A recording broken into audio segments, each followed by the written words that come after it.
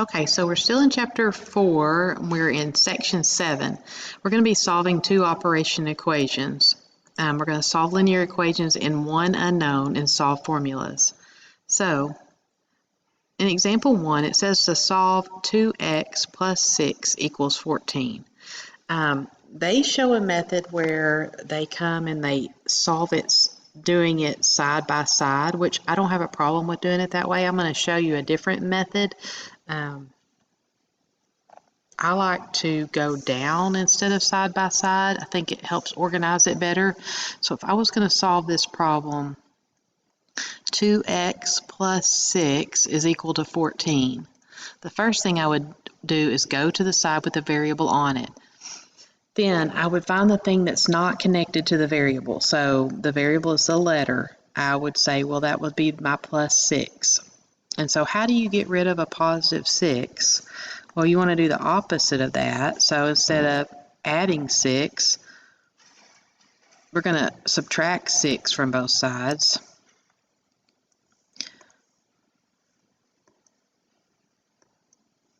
So we're subtracting 6 from both sides of our equal sign. And I like to draw kind of like an arrow to kind of remind myself, okay, it needs to be on both sides of the equal sign. A common mistake that people make is they'll say, they'll know what they're supposed to do. They'll subtract 6, but they'll subtract it from over here or something. And it needs to be from both sides of the equal sign. So we don't want to do that. That's why I kind of draw that little arrow. So we're going to bring the 2x down. A positive 6 and a negative 6 gets me 0. 14 take away 6 is 8. Okay, and then I'm going to say, okay, well, I'm doing good. I just need to get rid of the 2 in front of the x. And right now it's 2 times x. So in algebra, you always want to do the opposite of whatever's happening. So if it's 2 times x, you want to divide both sides by 2. So 2, I'm going to divide by 2's on both sides. And so 2 divided by 2 is 1. Still bringing my arrow down at the equal sign. So x is equal to 8 divided by 2. This right here just means 8 divided by, I think ahead of time sometimes, but 8 divided by 2, which is just our answer, which just gives us 4. Okay, now one thing that's kind of cool about algebra is that you can always check to see if you got the right answer. So we kind of talked about things being solutions earlier, but if I want to see if this is a solution, I'm going to put a blank for x, and I'm going to say, well, what happens when I plug in the 4 that I think is the answer in for this x? Because I found out that x is equal to 4. 2 times 4 is 8. 8 plus 6 is 14. And so we find out that that's true, so I know for sure that x is equal to 4 is the right answer. Okay, and they've continued to work out that problem. So they're giving us an example. We've got 23 is equal to 9 minus y divided by 3. Okay, so the first thing we want to do is go to the side with the letter on it and get rid of the thing that's not connected to the letter. So we want to get rid of 9. To get rid of a positive 9, you would need to subtract 9 from both sides of your equal sign. 23 take away 9 is going to be 14. 9 minus 9 is nothing. And so really all we have left is this negative y over 3. If this is me, what I would do is I would rewrite that as negative 1/3 times y, because we know if there's no number in front of the y, it's just a 1. So this really means that it's negative 1/3 times y. Or we could think of it as y divided by negative 3. I just think this is going to be easier. So in this case, it's negative 1/3 times y. So to get rid of the negative 1/3, we're going to divide by negative 1/3 on both sides, and 14 divided by negative 1/3 ends up being negative 42. Now remember, we can go back to our original problem and we can check this. We can go, okay, 23 equals 9 minus, instead of y, I'm going to put a blank there, And I'm going to go and I'm going to plug in what I think the answer is, which we found out it was negative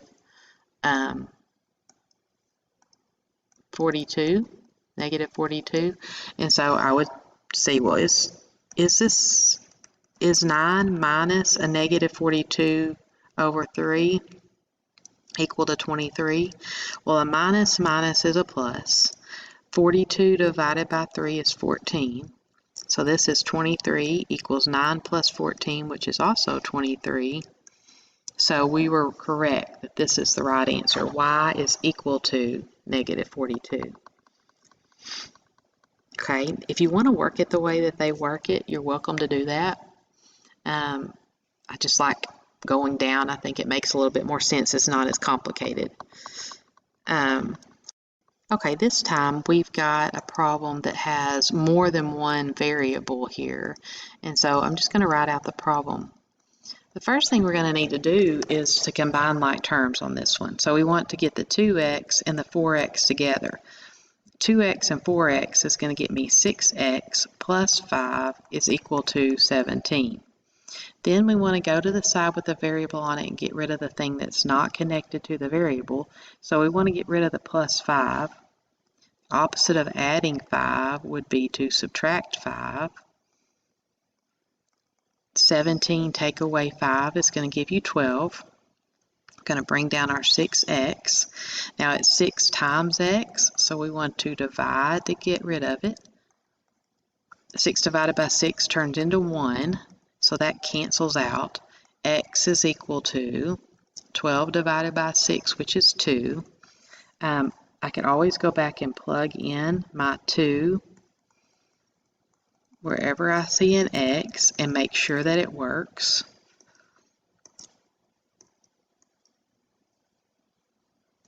So if I come here and I plug in 2 times 2 is 4, plus 5, that's 9, plus 8 is 17. So we are getting 17 is equal to 17. And so the answer x equals 2 is correct.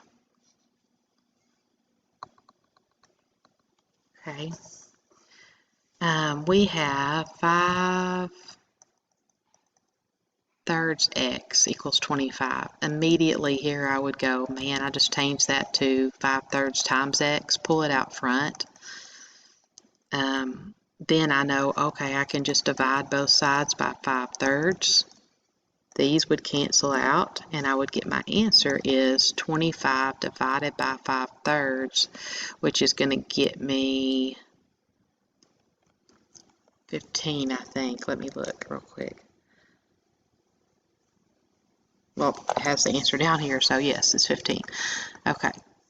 We could make sure it works. We could do 5 times 15, which is 75, and 75, so if we did right here, 5 times 15 is 75 divided by 3 is 25. So once again, we know that this is going to work. Okay. They've got another kind of a closer look here. It says in the previous example, you could solve for x in one step if you multiply both sides by the fraction 3/5. And remember that multiplying by 3/5 is the same as dividing by 5 thirds. Okay. We can estimate the cost of operating a fuel oil-fired boiler, C of F in dollars per million BTU, using this formula that we see right here. And it says that F is the cost per gallon of fuel oil and E is the operating efficiency of the boiler. The annual cost of operating a ground source heat pump, also this is going to be in dollars per million BTU, is given by this formula.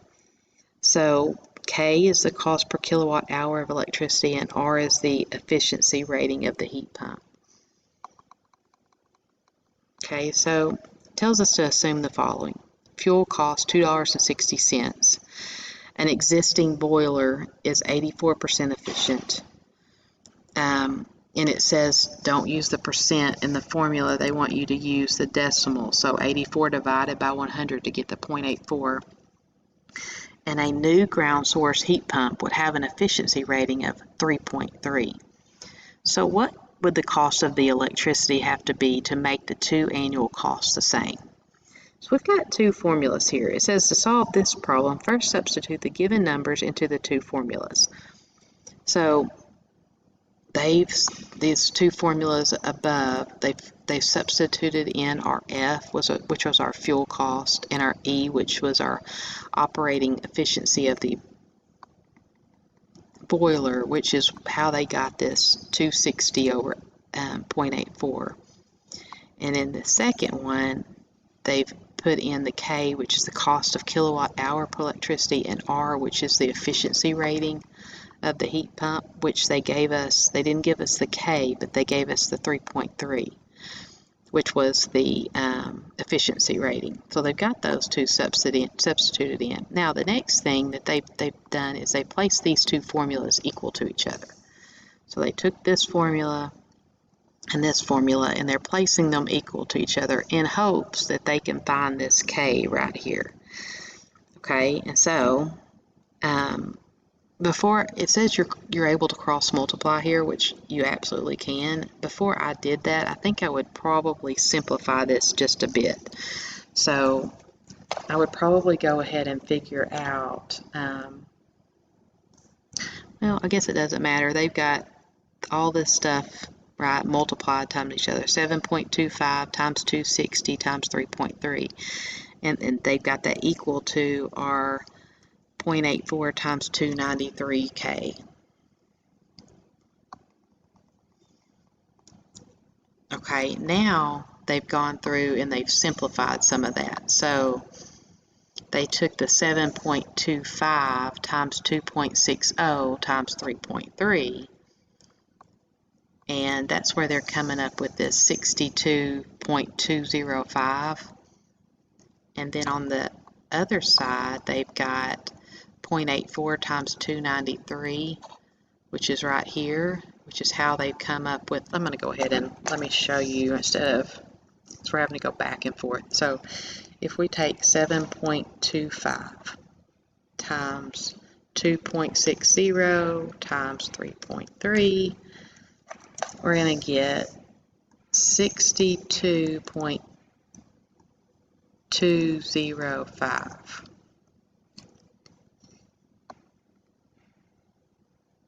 Okay.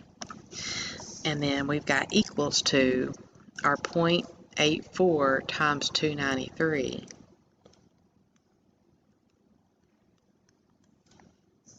Okay, and that's going to be 246.12 times K.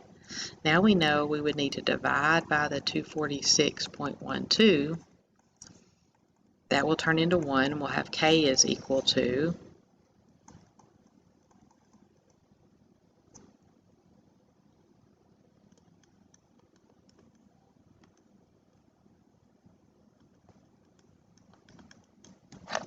'Kay, and I'm getting a decimal number. So 0.2527, and you can see that this is what they've got, and it keeps going. Okay, so rounded to the nearest cent, the cost of the electricity will be about 25 cents per kilowatt hour to make the annual costs the same. A student's first 4 semester test scores have been 82, 85, 74, and 73. What score must the student score on the 5th test in order to get an average of an 80? So in other words, they would like to have a B.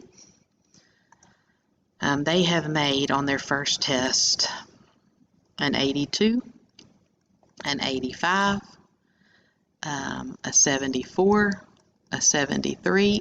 We don't know what they made on their 5th test. We're going to call that an X.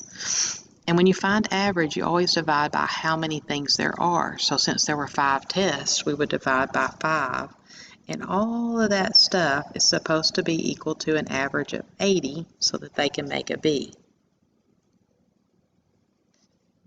So in this problem, the first thing that I would do is I would come over here and add up 82 plus 85 plus 74 plus 73. Figure out what that number is. So we've got 82 plus 85 plus 74 plus 73. Okay, and that's going to get me 314. Still have plus x over 5 is equal to 80. Okay, now, can we solve this problem using the cross multiplication like we did above? Yes. If we put a 1 under here, we could say 1 times 314 plus x, right? We could cross multiply, is equal to 80 times 5. Okay, 80 times 5 is 400. You multiply 1 by anything, you basically just get back what you had. So we go to the side with the x on it. We're going to subtract 314 from both sides of our equal sign. And so x is equal to 400 minus 314. So we're going to get 86. So if he does not make an 86 on the next test, he is not going to have a B average. Okay, and they've kind of explained how we did that here. So that is the end of section 4 in chapter 7.